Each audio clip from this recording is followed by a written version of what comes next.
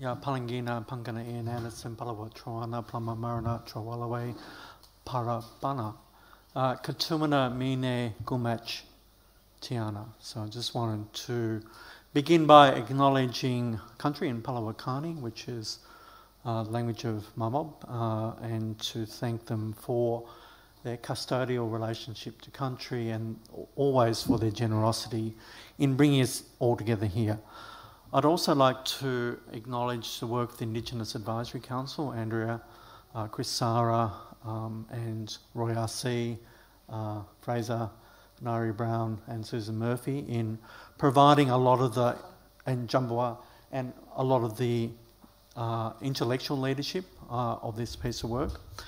And also for the generosity for Indigenous Australia and how people have come into this conversation in good faith and highly engaged about what the priorities are and what the challenges are for the next decade. I want to just come and kind of fill in some of the timeline that Andrea has provided with some other thoughts about what some of the policy issues are for us. I think it's fair, it's absolutely important to start the conversation that this is a Council of Australian Governments conversation.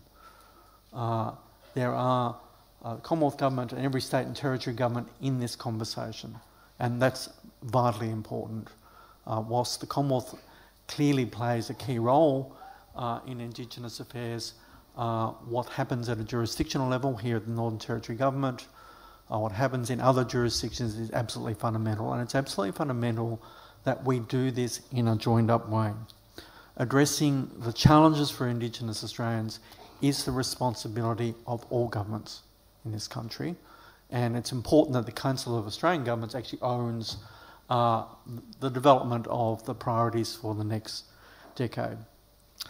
This conversation is not occurring in isolation, and there have been many voices, especially amongst Indigenous leaders, on what should be done to address some of the persistent challenges in that face our people. Over the last year, we have been told some very key messages, and I'll iterate around those messages in the next few minutes. A broad focus is important to drive change and create opportunity. This means that the targets will be needed in areas more than just health, education and employment. We need to think more holistically, we need to think more broadly around targets that actually drive economic development, for example, and drive the development of opportunities for Indigenous Australia. The key message, priorities are important, implementation matters. And this is where governments have failed over the last 30 years. They've failed on implementation. And how governments work together with Aboriginal and Torres Strait Islander people will make a difference. We need a truth-telling within government about failures in policy, about failures in our investment, and a failure in holding our accountability. This year I've brought up 28 leaders from across Australian public service and I'm going to actually get you to stand up, those who are here. Can you stand up, please? Now, these people share with me the accountability for leading change across government. This is not something that can happen just in Indigenous affairs. We need leadership in education, we need leadership in Department of Jobs and Business, in Treasury, in Environment, and every other department here I can't quite name, health. And it's important that we pull together and share that accountability. You can sit down now. Attorney General, so I just saw you. That is hard work across government. I mean, governments talk about seamlessness, working together, but the frank truth of it is actually very hard to have those conversations and to generally drive change without slipping and saying, well, Prime Minister and Cabinet, you run Indigenous affairs, you're accountable. It has to be a shared accountability. And most importantly, Aboriginal and Torres Strait Islander Australia has to be central to that process and how we work, participate in the dialogue, and see this as a conversation that is not just for the next couple of months, but for the next 10 years. We have to think about making sure that COAG doesn't sign up on a set of targets and a new approach for the next decade, and then stop the conversation. We need to be checking in at a regular interval to understand where we're going, to evaluate where we're going, and when necessary to make changes. Andrew referred to the special gathering that the COAG, Council of Australian Governments, hosted at the beginning of the year. This is a really pivotal moment. 85 Indigenous leaders from across all jurisdictions came together over a period of 2 days through a deliberative process and actually came up with 10 key priority areas with much more granular thinking underneath that about what we need to do in implementation. As Andrea referred, 10 delegates then went into the COAG room. That has never happened in the history of Australian governments.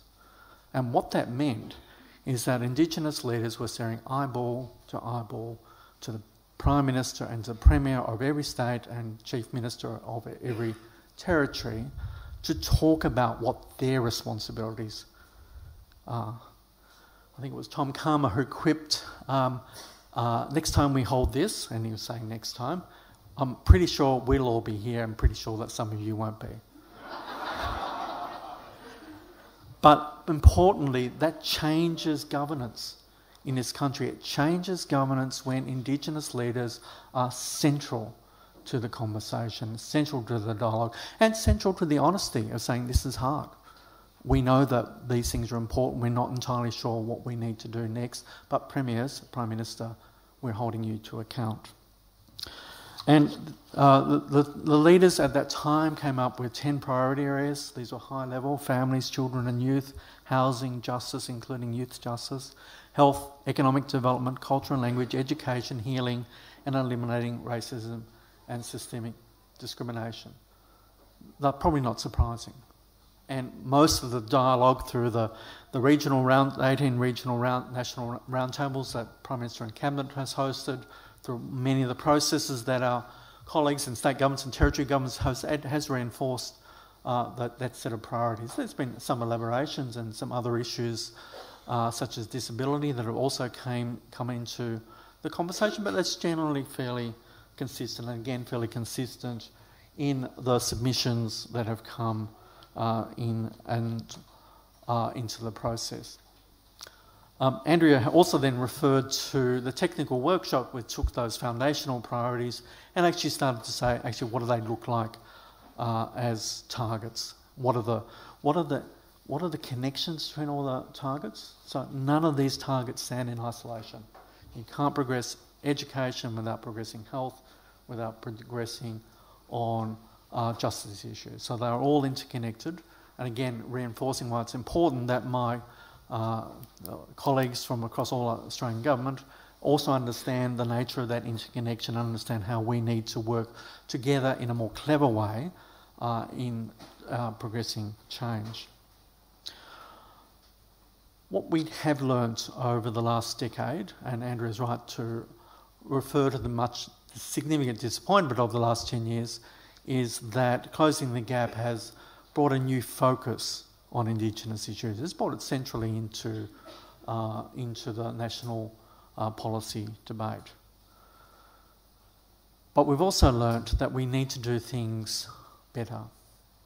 Accountability has to be a key focus for the next 10 years, and that accountability has to be at both a Commonwealth level but also a state and territory government level. We can't do this if we're sliding past each other and assuming that another level of government is really going to be the one that drives change. And it has to relate to the business of governments. We need to hold accountability to the sorts of things that a particular level of government is doing. We've also heard that the aspirations of Indigenous Australian are wide-ranging, and a focus on strengths is important. That will surprise no one here in this audience, that people want to reach past just to focus on deficit and actually start to focus on some of the real strengths and opportunities in the Indigenous world. Strengths in Indigenous business, which is beginning to flourish. The growing number of Indigenous Australians in higher education. For me, when I went to university, there was probably 1,000 Aboriginal students in the university system. Today there are nearly 18,000. that is a true asset, and that's an asset in our community that we can build on into the future. However, we know that a strength-based approach doesn't mean you can walk away from, and we need to focus on things like education, employment and business, but we can't walk away from the big challenges: child protection, justice and family safety. We've also heard again and again and again is that while it's good to talk about what's a national priority, really we need to focus on implementation locally, focus on implementation in particular regions and particular communities. Communities have been telling us that they want to see data about their community. This is a big challenge for our data system. Our data systems tell us very nicely about how disadvantaged we are, and gives us that picture at the national level. Sometimes it gives that picture at the state and territory level. Rarely are we providing that information at a local community level. Yet you know that it's that knowledge that you can hold that can really build leadership locally. How many jobs? How many kids do you want to keep in school this year? What's the issue around mums and bubs programs? How many mums? How do you know locally if you're being successful? How do you know to hold that local school to account and say we need 10, 15, 20 more kids to finish year 10 in which schools and where? Where are the jobs? Is it 100 jobs? Is 100 jobs equity in my region? What's Woolworths doing? What are the local employment opportunities? That is about information, and that is about information being a tool to local decision making. Again, implementation matters. Implementation matters. It's important that these are targets that drive system reform, that drive us in thinking about what do we need to do differently across government in order to ensure that accountability and policy levers are being pulled in the various departments, and how do we do that much more effectively. We need to support devolved decision making. Regionalism is an issue that's coming up time and time again in all our conversations over this weekend. What does that mean? How do you build the capabilities? What are the decision-making structures that we need to invest in? How do we do that in collaboration with what's happening in various jurisdictions? About 25% of the Indigenous Australia has some access to some form of regional decision-making. How do we build that? How do we strengthen that? How do we grow that over the next 10 years? Governance and accountability and transparency is a theme that's come up time and time, and improved funding, asking the questions about what's not working. If this is not working, where do we need to put that investment? How do we support local decision making? Working through governments at both the Commonwealth, state, territory level, we need to do this. What's going to drive change is not just having targets, it's having implementation plans. Having implementation plans at a jurisdictional level and having implementation plans at a local level. That's what's going to drive change, and that's what's going to hold accountability. We just can't say we've done the business, we've agreed to the targets, now let's wait for another decade. Let's wait for us to come back in 10 years and say, whoops, nothing's changed. It's only going to change if we're going to drive implementation. All the information we have received during the consultations, and particularly this constant talk about better implementation, is going to be critical to where we take the journey forwards. Commonwealth, state and territory governments have started the process of talking about what this means. This is a challenging task. We've got to actually focus on priorities. We started with 60 priorities, come down to 40, we're now down at 20, there's more work to do. We can't do everything at once, but we understand that all these journeys are interconnected.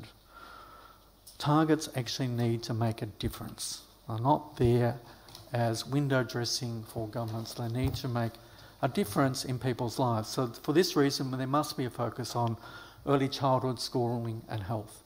Targets need to reflect the aspirations we've heard so much about: economic development, building prosperity. This means that we need to think about targets in employment and in business. These are opportunities. They're opportunities that are there in the Aboriginal world, but we're not seeing them and we're not progressing them well through government. It's another reason why we need to think about higher education and the vet system as being one of the tools to give empowerment, to drive change, to get jobs, to build that local economy. And it's important that we focus on a pathway to building targets that map out success. COAG has agreed to bring targets to their next meeting in October for decision making. Over the next few months, we'll continue to test and refine. We've started with a conversation with Indigenous peaks bodies. Our jurisdictional colleagues are doing the same, doing this conversation around saying, have we heard the right messages, got the right focus? We thought about if we have a target in X, what are the implications for how we work, what we do around implementation, but again, building it into implementation plans that hold us all to account. So I'd like to thank you for the privilege. I'd like to thank everyone in this room who's participated in the conversation and to really, again, reinforce that this is a conversation about delivery in order to improve outcomes. It's not just about a conversation about policy targets, but it's about driving change into the future and over the next 10 years. And we won't be stopping this conversation. We'll be coming back to this conversation as we work through the Council of Australian Governments and with our jurisdictional colleagues about their accountabilities, and of course with all the Commonwealth, with my colleagues from across Commonwealth agencies about how we hold those accountabilities and drive a system reform agenda to get better outcomes. So thank you for your patience, and I look forward to the ongoing conversation in this journey. Thank you.